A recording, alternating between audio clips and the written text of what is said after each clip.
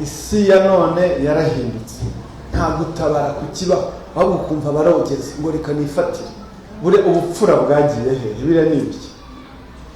Undi nawe agashekerwa kuko ngo abona bari kumufirima agateranya kabi gasekwa nta keza. Ntabwo ari byo, ntabwo ari byo. Biteye n'isoni kubona ushobora guhagarara nk'umunyarwanda muzima muri responsable abantu bashyamirana ntimubakize, ahubwo kumva mu majwi inyuma ngo mujebe ngo mukore mu matwi ngo ibintu nka biriya ni ibiki? Ubupfura bwagiye.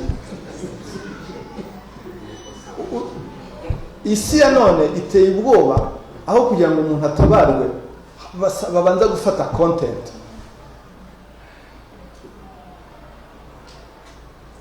Sinzi icyo twakora. Ubwo nituza kuganira muratubwira ibyo byose, namwe muri kubiseka bigaragaza ko mubigaye.